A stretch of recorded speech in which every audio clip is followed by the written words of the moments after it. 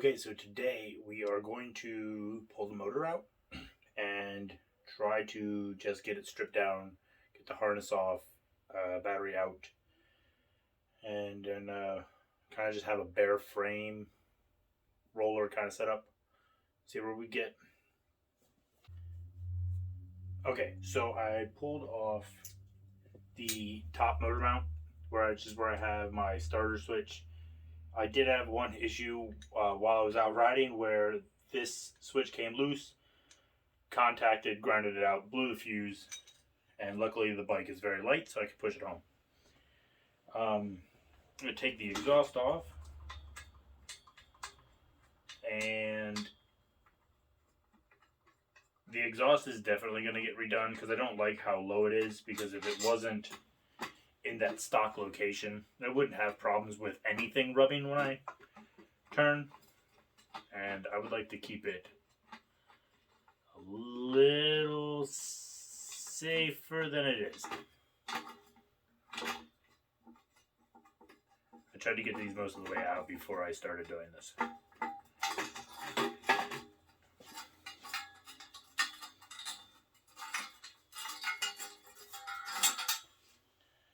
I did have it, I had it wrapped with exhaust wrap, and at one point some of it came loose and was flapping, so it got all, I cut it off.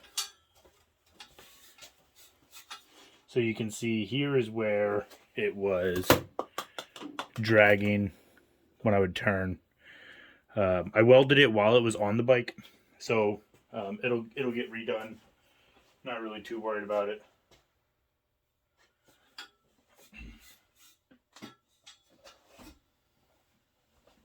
All right, now we will pull the carb off, undo the 3 wires left, and then we'll get to that point then.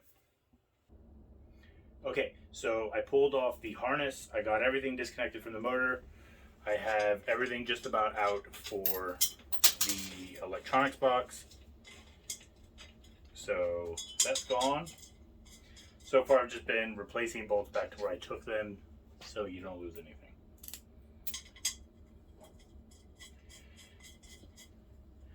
Got the battery all disconnected. Still has a charge, so we'll get that on a trickle. I can pull the carb off. I can pull the air filter off. There's a lot of gas and oil kind of like a blow-by. So one of the things that I did was I did pull out the little cover that's in there to mess with the air-fuel ratio. Other than that, everything's pretty normal on there. So I just have this one last bolt for the motor mount there. Have all of our wires. I haven't lifted this thing in a while. I wonder how heavy it is. It's heavy when the lift moves.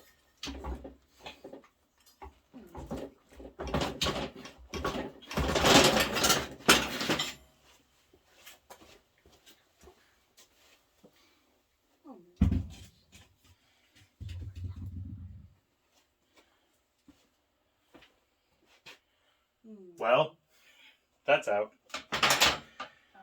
So now I will just continue to strip things down.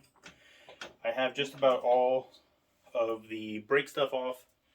I have to undo the one in the back. I gotta get the battery box off, pull the rectifier off, and I should wrap it up. That's heavier than I remember it being. So, what next? Yeah, so the bottom of this, the bottom of the frame is not welded. The inside of these still need to get welded.